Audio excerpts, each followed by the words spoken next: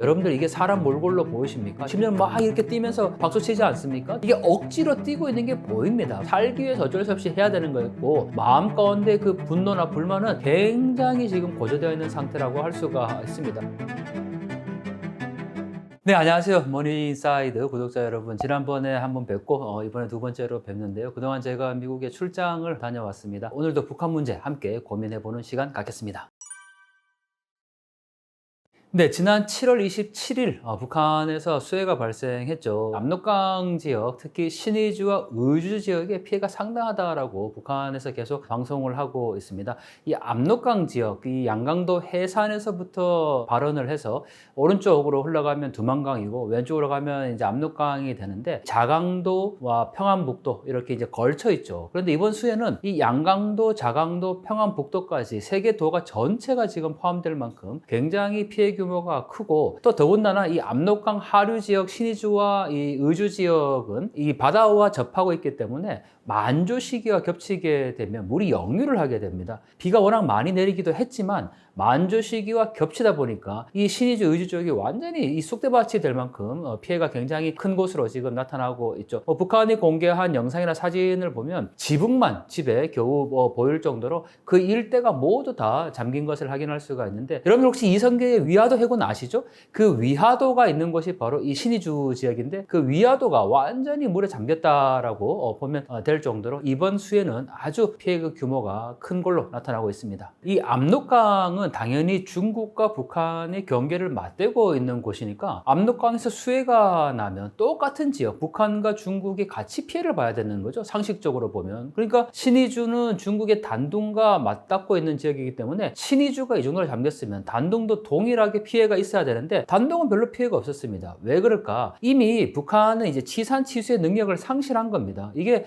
보통 수해가 나면 우리가 보통 자연재해다라고 얘기하지만 대부분 인재에서 발현되는 게 굉장히 많거든요. 북한이 수해가 난 게 이번이 처음이 아닙니다. 그동안에 계속 비만 오면 이 지역이 잠기고 피해가 생겼는데 그건 바로 인재라는 거죠. 제대로 된 이 강둑의 시설을 제대로 마련하지 못했고 또 강기 시설이라든지 이런 걸 제대로 하지 않다 보니까 중국 단동 쪽에서는 그나마 제방을 쌓았고 이 물을 막을 수 있는 시설이 있었는데 북한은 전혀 그런 게 없었다라는 거죠. 결국 저는 이게 비가 많이 온 것도 있지만 인재다 이렇게 늘 얘기를 하는데요. 자, 북한의 이 수해 피해도 중요하지만 더 우리가 관심을 가져야 되는 거는 이렇게 수해가 나면 바로 그 모든 피해와 고통은 북한 주민들이 고스란히 안고 있다라는 겁니다. 저희가 이런 점에서 이번 수해를 좀 주목할 필요가 있고요. 김정은이 놀랍게도 발빠르게 대처를 하는 모습을 북한 언론을 통해서 공개를 했습니다. 직승기, 우리말로는 이제 헬리콥터인데 북한에서 이 헬리콥터를 이용을 해서 북한 수재민 약 4,000명을 구출했다라고 얘기를 합니다. 그런데 놀라운 거는요, 우리는 구조, 군안, 구출 이렇게 표현하는데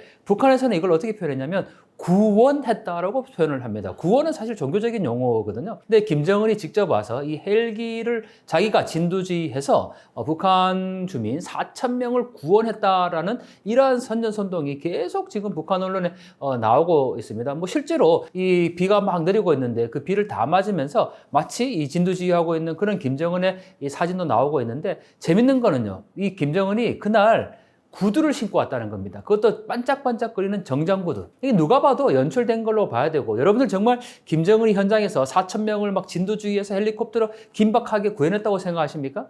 전혀 저는 그렇게 보지 않는데, 이 결정적인 단서가 바로 반짝반짝 구두에 있고, 또 우리가 언론에서 이제 공개된 사진인데 김정은이 타고 온 차량이 렉서스 차량인데 거의 반이 잠겼습니다. 이 정도 되면 완전 폐차해야 될 정도 수준인데, 이 김정은이 모든 북한 주민들 4,000명을 구출해내고 구원해내고 마지막까지 그 비행장에 남아있다가 장군님의 차량까지 이렇게 잠길 정도로 끝까지 남아서 진두지휘했다, 이런 선전 내용입니다. 여러분들 이것도 역시 가능한다고 생각하십니까? 아니, 김정은이 갈 때는 항상 수십 대의 경호 차량이 먼저 호위를 합니다. 그러면 김정은 차량이 결코 먼저 가지 않거든요. 앞에 가는 차량이 있는데 그 차량이 잠기었으면 김정은 안 갔겠죠. 이건 분명히 연출된 사진이라고 봐야 된다라는 겁니다. 또 하나, 그 다음날 이 김정은이 또 기차를 타고, 전용 기차를 타고 현장을 방문을 합니다. 그리고 기차 안에서 이 비상대책회의를 개최를 하는데 여기에서 보트를 타고 이 수해 현장을 돌아 돌아다니는 장면이 있죠. 뭐 심지어는 언론 영상을 보면 김정은이 나무에 부딪힐 뻔한 장면까지 나오고 있습니다. 자, 왜 했을까? 심지어는 이 김정은이 보트 탄 사진과 영상을 계속해서 북한 주민들에게 선전을 하고 있습니다.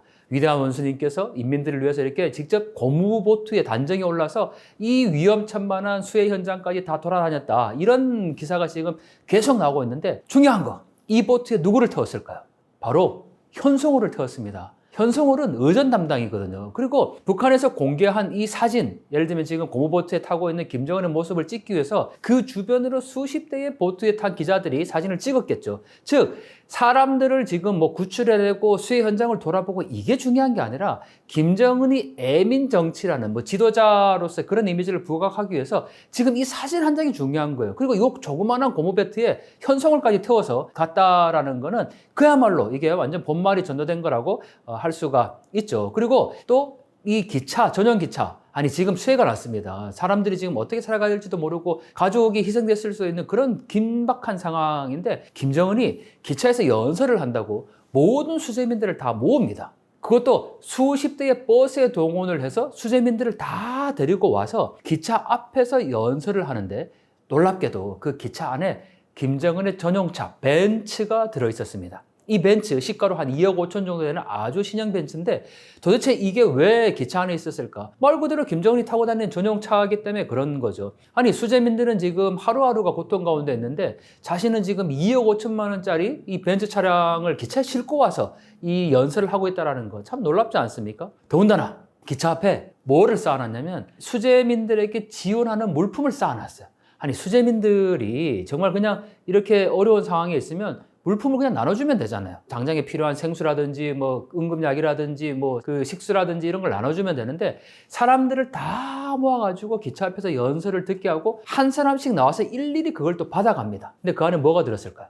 놀랍게도 북한 당국이 선전한 영상을 보면 과자가 들었습니다. 이 과자를 지금 수재민들에게 나눠주고 심지어는 아이들에게 드레스를 입혀주는 장면이 나옵니다. 아니 지금 이 수재가 난 상황에서 드레스가 웬 가당차는 말입니까? 이런 모습들이 결국은 이 북한이 주민들을 위해서 뭐 김정은이 애민 정치를 했다 이렇게 표현하지만 다 이런 부분들이 연출된 장면 그리고 이게 뭐 주민들을 구하고 이런 인권에 관심이 있는 게 아니라 자기 정권 유지를 위해서 이러한 수해 상황까지도 지금 활용하고 있다라는 그런 악랄함을 좀 볼 수 있을 것 같습니다. 지금 북한의 언론 방송을 보면요, 연일 김정은이 이 수해 현장에 방문해서 인민들을 다독이고 뭔가 수해 복구를 위한 조치를 취하고 있다. 이걸 굉장히 강조를 합니다. 그런데 정말 진실은 드러나기 마련이죠.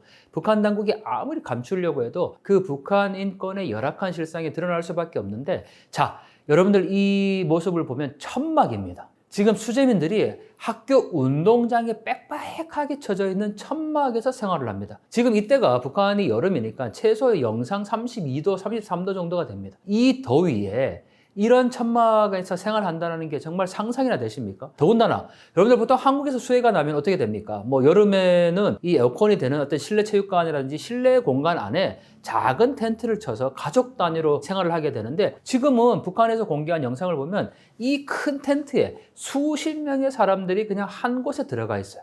그리고 여러분들 이게 사람 몰골로 보이십니까? 저는 정말 이 영상, 북한이 공개한 영상을 보면서 너무 화가 났습니다. 아니, 얼마나 사람들이 먹는 문제가 해결되지 않고 영양분이 공급이 되지 않았으면 이렇게 사람들이 정말 아이들의 깡마른 얼굴, 야윈 몸, 그리고 더 나아가서 사람들의 그 표정 하나하나를 보면 야, 정말 21세기 어떻게 이런 모습을 할 수 있을까? 자, 그리고 이 천막에 있는데 먹는 문제 어떻게 해결할 겁니까? 식수 어떻게 해결해요? 더군다나 씻어야 될 거 아닙니까? 한여름에. 이런 부분들, 그리고 더 나아가서 이게 수해가 나면 전염병이나 질병이 굉장히 우려가 되는데 이런 시설이 지금 제대로 갖춰지지 않고 있다라는 거죠. 그야말로 난민 수용소도 이런 곳이 없다라는 겁니다. 자, 여기가 얼마나 더웠는지는 저희가 뭐 이렇게 추측하는 게 아닙니다. 영상 32도, 33도, 뭐 많게는 35도까지 올라가는 그 여름 날씨에 천막 안에서 주민들이 생활을 하는데 김정은이 또 천막 안에 들어갑니다. 실제로 들어가서 뭐 아이들에게 이렇게 옷도 입혀주고 과자도 전해주는 장면이 나오는데 놀라운 거는 김정은이 김정은이 자기가 더워서 옷을 이렇게 풀어 헤칩니다. 셔츠를. 그리고 옆에 있는 간부는 땀이 뻘뻘뻘 나서 온몸에 그냥 비 오도 땀을 흘려요. 몇 분 있었습니까? 잠깐 있었던 거예요. 무려 뭐 몇 분도 아니고 그 잠깐 동안 앉아 있어도 이렇게 많은 땀을 흘릴 정도로 더운데 거기에서 생활을 한다? 저는 정말 이런 모습들을 보고 우리가 붕괴해야 된다라고 생각합니다. 북한 주민들이 정말 경제적으로 어렵고 열악한 생활에 처해 있고 식량이 부족하고 아무리 얘기를 해도 잘 믿으려 하지 않는데 이거는 북한 당국이 공개한 영상이라는 거죠. 그 영상 안에서 실제 북한 주민들이 이런 모습들로 살아가고 있으니까 우리가 북한의 주민들이 얼마나 고통 가운데 있다는 것을 다시 한번 좀 인식할 필요가 있을 것 같습니다. 네, 많은 분들이 북한의 이 영상을 보면서 막 주민들이 환호하고 심지어 막 이렇게 뛰면서 박수 치지 않습니까? 김정은이 뭐 등장할 때. 그리고 천막 안에서 막 서로 손을 잡아보려고 막 손을 뻗치고 있습니다. 네, 여러분들 정말 이게 진정한 충성심에서 비롯된 것일까요? 저는 그렇게 보지 않습니다. 왜냐하면 이게 누가 보더라도 사람들의 표정이라는 게 있거든요. 그리고 이렇게 막 뛰면서 막 환영하는 그런 걸 보면 이게 억지로 뛰고 있는 게 보입니다. 그리고 아이들에게도 그걸 강요하고 시켰기 때문에 아이들이 뭘 합니까? 이게 자발적으로 하는 것과 억지로 시켜서 명령에 의해서 하는 거는 전혀 다르거든요. 그리고 모든 대중들이 다 지금 박수를 쳐야 되고 환호를 해야 되는데 나 혼자 하지 않으면 그거는 처벌의 대상이 되니까 할 수 없이 해야 되는 겁니다. 하지만 자세히 이 영상들이나 북한의 공개한 사진들을 보면 정말 사람들이 갖고 있는 표정 그리고 그 행동의 어색함 이런 부분들을 볼 때 결코 그게 충성심에서 비롯된 자발적인 행동은 아니라는 걸 확인할 수가 있고 또 무엇보다 이러한 것들을 강요하는 북한 당국의 그 행포가 저는 북한 주민들의 표정 안에 고스란히 담겨 있다고 생각됩니다. 얼마나 북한 주민들이 고통 가운데 있다는 것을 확인할 수 있는데 국제사회와 특히 우리나라도 북한에 지원을 하겠다. 대한적십자사가 선제적으로 제안을 했습니다. 근데 김정은 어떻게 얘기했습니까? 쓰레기라고 표현을 했어요. 한국을 쓰레기다. 그리고 한국의 언론이 지금 자신이 4,000명을 헬기로 구원한 거에 대해서 무슨 헬기가 추락했고 1,500명이 지금 아직 구출되지 못했고 이런 허황된 소문을 퍼뜨려서 우리의 공화국을 중상모략하고 있다. 완전 쓰레기다. 이렇게 지금 표현을 하고 있거든요. 그러면서 자연스럽게 한국의 지원을 받지 않겠다는 것을 간접적으로 지금 표명을 했습니다. 왜 그렇게 했을까? 두 가지 이유겠죠. 하나는 자기가 한국에 지금 이 지원을 받을 수 없게끔 만들어 놨어요. 지난 1월 15일로 거슬러 올라가 보면 최고인민회의 때 김정은이 연설을 했지 않습니까? 남한을 제1의 적대국으로 간주해라. 동족, 동포, 삼천리 금수강산이라는 단어조차 쓰지 말라라고 얘기를 했습니다. 남한과 북한은 이제 완전히 다른 나라다라고 주장을 했기 때문에 여기에서 한국이 지원하는 것을 받는다? 그럼 받을 수 없다라는 거죠. 또한 두 번째, 북한이 강조하는 것은 자력갱생입니다. 전 세계 국제사회가 우리를 도와주려 하고 있지만 우리의 미덕은 우리의 힘으로 모든 것을 해결한다라는 것이 우리의 주장이다. 우리의 사상이다. 정신이다, 힘이다 이렇게 표현하고 있거든요. 근데 그렇게 자체적으로 지금 할 만한 능력이 됩니까? 북한 당국이 안 됩니다. 여실히 알 수 있잖아요. 수재미 13,000명을 평양에 데리고 왔다라고 대대적으로 자랑하고 있지만 여러분 우리가 입장을 바꿔놓고 반대로 생각을 해보면 서울이 아닌 다른 지역에서 수해가 났어요. 근데 거기에서 지금 돌볼 수 있는 영향이 안 돼서 거기 주민 13,000명을 서울로 데리고 온 거예요. 그게 어떻게 주민들을 위한 정책이고 그게 어떻게 자력갱생의 모습입니까? 그냥 우리는 지역에서 다 해결할 수가 있어요. 그게 지금 북한에서는 안 되는 거잖아요. 그러니까 이미 그게 붕괴된 사회에서 그거를 마치 북한의 김정은이 뭐 애민을 발휘해서 평양으로 아이들을 다 지금 수재민들을 모았다. 그걸 제대로 먹이고 교육시키고 있다. 그 자체가 지금 모순이라는 거죠. 저는 그렇게 영향도 안 되는데 이 주민들에게 이런 지원도 받지 않고 식량을 또 굶기고 있다라는 그 김정은의 포악성을 다시 한번 정말 규탄하지 않을 수가 없고 여러분들 제발 우리가 좀 정말 분개해야 됩니다. 이 모습을 보고 여러분들 화가 나지 않습니까? 아니 김정은이 정말 얼마나 이 1인 독재 체제로 그 자기의 포악성이 이 잔인한 독재를 하고 있는지는 주민들의 모습만 보면 알 수 있잖아요. 이게 우리의 삶이라고 여러분들 생각해 보십시오. 여러분들 그냥 가만히 있겠습니까? 저는 정말 이번 수해 영상을 북한 당국이 공개한 이 수해 영상을 보면서 정말 우리가 좀 더 각성하고 분개해야 된다. 그리고 김정은의 저 독재 체제는 절대 안 된다라는 그 한 목소리를 좀 낼 필요가 있습니다.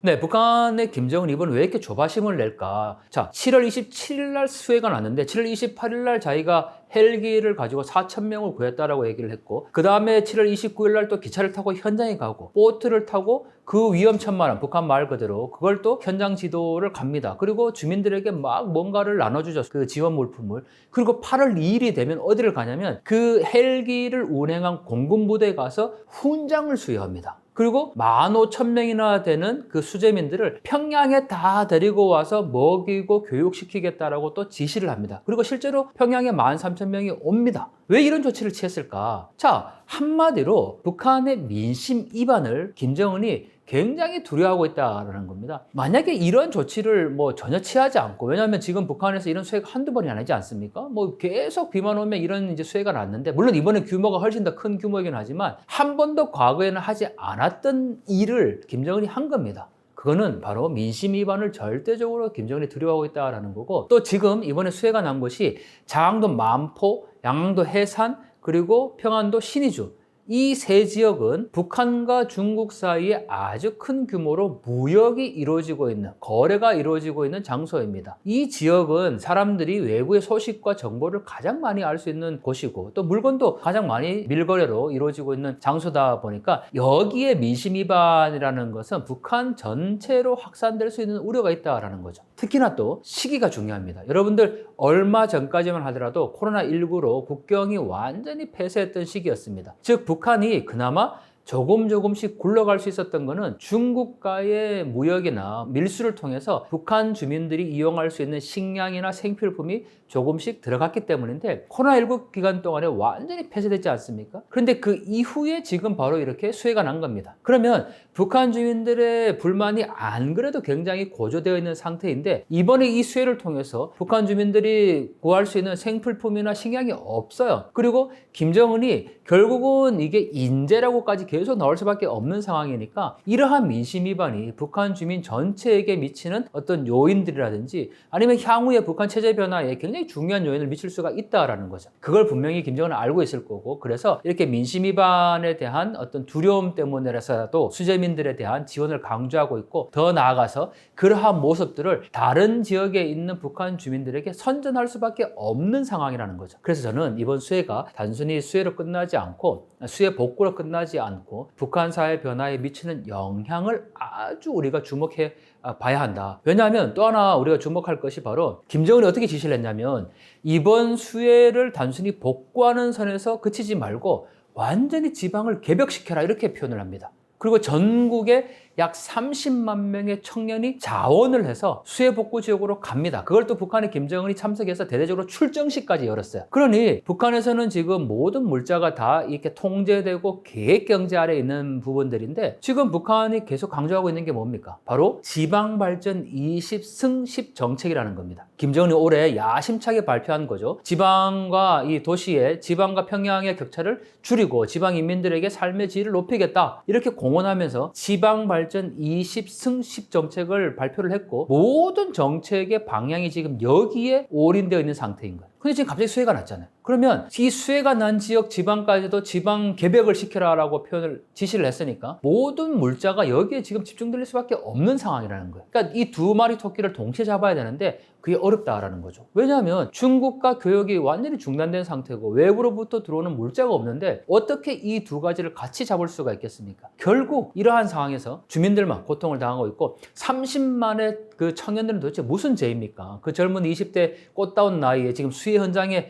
갔는데 이들을 또 돌격대라고 부르잖아요. 백두산 청년 영웅 돌격대. 그런 이름으로 지금 청년들의 이 청춘을 고스란히 뺏고 있는 이 김정은의 잔악함을 이번 수해를 통해서 다시 한번 확인해 볼 수가 있죠.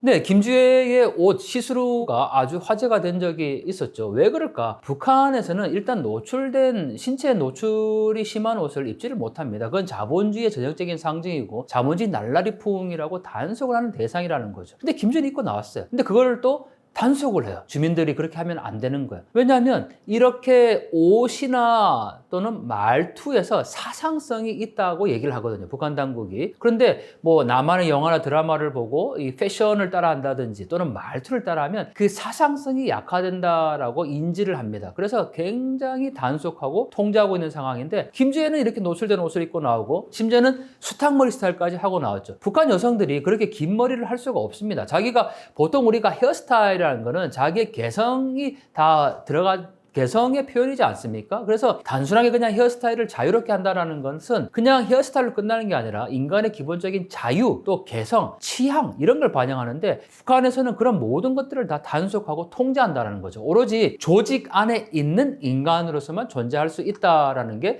이러한 문화를 단속하는 근거 중에 하나인데 북한 주민들 얼마나 참 답답하겠습니까? 그리고 얼마나 모순이겠습니까? 자기 딸은 뭐 그렇게 하도록 내버려 두고 또 북한 주민은 그걸 또 단속하고 심지어는 뭐 길거리에서 헤어스타일 스타일도 다 단속하고 말투도 단속하고 이 옷 길이, 치마 길이, 뭐 청바지 이런 거 입으면 그 자리에서 찢어버린다라고 얘기할 정도니까 참 이 북한의 이 문화적인 통제 그것이 얼마나 북한 주민들을 또 옥죄고 있는지를 다시 한번 확인해 볼 수가 있죠. 저는 북한 주민들이 결코 멈춰 있다고 생각하지 않습니다. 우리가 오히려 남한 사람들이 과거에 북한을 바라봤던 그 인식에 고착되어 있기 때문에 북한 주민들이 뭐 시위도 하지 못하고 그냥 저렇게 주어진 상황에 순응하면서 살아가나 보다 이렇게 포기하는데 저는 그렇게 보지 않고요. 앞서 막 북한 주민들이 열광하고 이런 부분들은 할 수 없이 시키니까 살기 위해서 어쩔 수 없이 해야 되는 거였고 마음 가운데 그 분노나 불만은 굉장히 지금 고조되어 있는 상태라고 할 수가 있습니다. 그래서 최근에 이 탈북도 늘어나고 있고 심지어는 뭐 탈북의 양상이 압록강이나 두만강 이 국경 지역 중국과 북한의 국경 지역이 아니라 휴전선 지역 또 동해안과 서해안을 통해서 주민들이 기신하고 있는 모습들이 많이 나타나고 있는데 그런 북한 주민들의 불만의 표출이